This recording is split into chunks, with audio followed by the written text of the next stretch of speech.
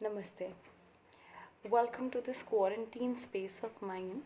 I hope you are safe and healthy.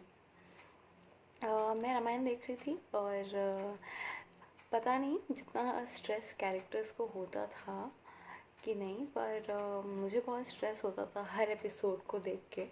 लगता था ओ this should not happen और that should not happen, पर पता था कि होना वही है क्योंकि हमें सबको स्टोरीज पता है।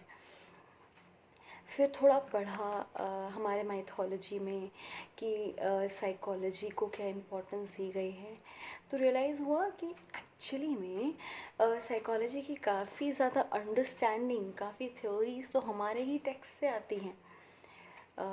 हम हमारे वेद पुराणों में बात की गई है त्रिदोष की, त्रिगुणास की, सेल्फ आइडेंटिटी के बारे में, कॉन्शियस अनकॉन्शियस के बारे में, योग के ज़रिए कैसे हम अपनी सोल से कनेक्ट कर सकते हैं। So which is the mind and the body connect, ये जो हम सब भूल चुके हैं।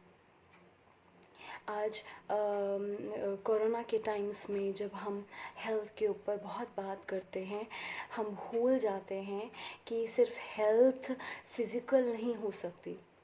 वर्ल्ड हेल्थ ऑर्गेनाइजेशन ने बोला है कि health is not merely absence of an illness, but health constitutes of the physical, mental and the social component of an individual।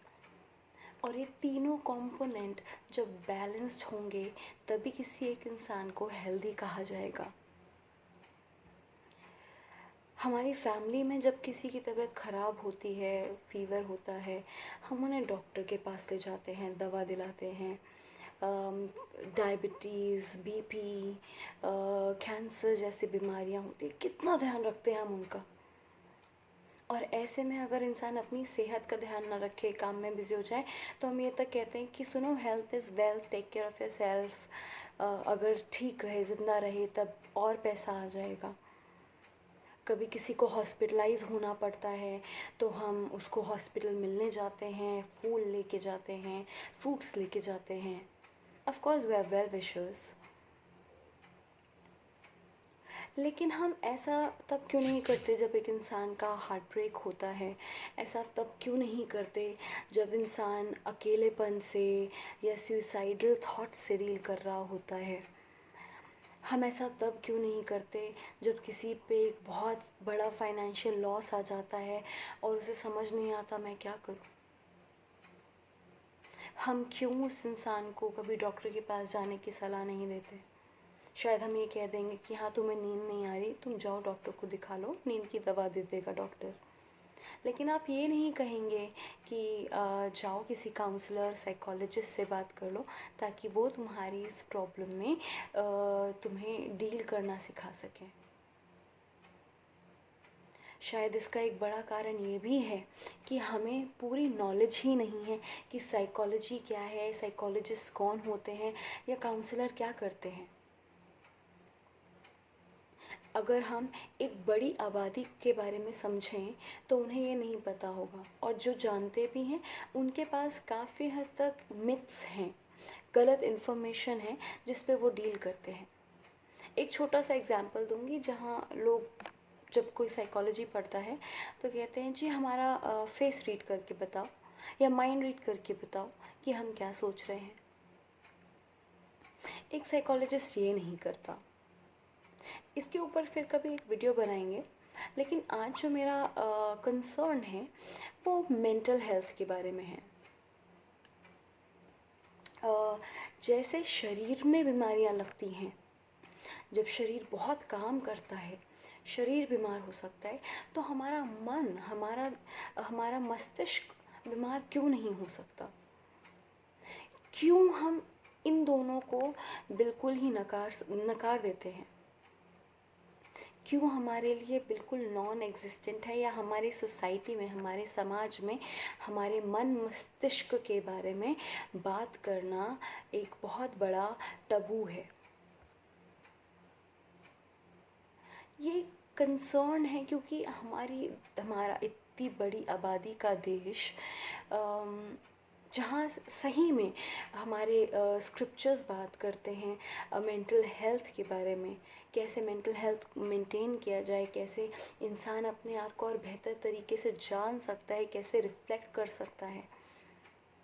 हम लोग ही उससे अनजान हैं और दूसरी दुनिया के दूसरे देश उसका पूरा फ़ायदा उठाते हैं। और फिर जब हमें दिक्कत होती है हम उन दूसरे देशों के पास जाते हैं, उनसे थ्योरीज लेके आते हैं, जबकि हमारे पास तो अपार भंडार है। हमारी दादी नानी की कहानी जो समझते हैं हम, उनका जो मॉरल निकलता है, वी हैव इट ऑल। कोई हमसे हमारे मेंटल हेल्थ के बारे में बात नहीं करता। लोगों को लगता है अरे छोटी सी बात है, सह लेगा इंसान, डील कर लेगा। लेकिन ये छोटी सी बात कब छोटी छोटी करके बहुत बड़ी हो जाती है, हमें खुद पता नहीं चलता। और शायद ही इंसान को खुद कभी रियलाइज़ हो कि उसे किसी मेंटल हेल्थ प्रोफेशनल की ज़रूरत है। आप शरीर की सेहत बना लेंगे, एक्सरसाइज कर लेंगे, आप अच्छा खाना खा लेंगे, अच्छी नींद ले लेंगे, लेकिन अगर आपकी मेंटल हेल्थ ठीक नहीं है तो आप कितनी नींद ले पाएंगे। और ये भी प्रूवन है कि अगर आपकी मेंटल हेल्थ ठीक नहीं है तो आपका फिज़िकल हेल्थ बहुत इम्पैक्ट होगा, आपका फिज़िकल हेल्थ उतना ही गिरेगा। सो सोशल को तो साइड ही रख दीजिए। इस मेंटल हेल्थ सेक्शन के ज़रिए मेरी कोशिश रहेगी आपको ये अवेयर कराने की कि मेंटल हेल्थ भी जैसी भी एक चीज़ है जिस पे हमारा फोकस जाना बहुत ज़रूरी है। आप देखेंगे जब मेंटल हेल्थ हमारा डगमगा जाता है तो हमारा जो सोचना है, जो हमारे थॉट्स होते हैं वो बहुत नेगेटिव हो जाते हैं। इमोशनली हम बहुत वल्नरेबल और सेंसिटिव हो जाते हैं, कोई भी चीज़ हमें बहुत ईजिली प्रिक करने लग जाती है। हमारा बिहेवियर बहुत शिफ्ट हो जाता है, हमारा खाना पीना उठना बैठना, हम specially eating and sleeping gets affected. हाँ, या तो हम बहुत ज़्यादा सोने लगते हैं या बहुत ज़्यादा खाने लगते हैं। हमारे मूड पे कितने असर पड़ते हैं, हमारे आसपास के लोग, हमारा जो उनसे रिलेशनशिप है वो कितना इफ़ेक्ट होता है, हमारी डेली फंक्शनिंग कितनी गिर जाती है, मन ही नहीं करता कोई काम करने का। तो जब मेंटल इलनेस होती है या किसी तरह का मेंटल डिस्ट्रेस होता है या स्ट्रेस होता है तो डेफिनेटली बहुत लेवल पे डिफ़िकल्टीज़ आती है जो शायद हम अनदेखा करते जाते हैं until that one fine day comes and we break।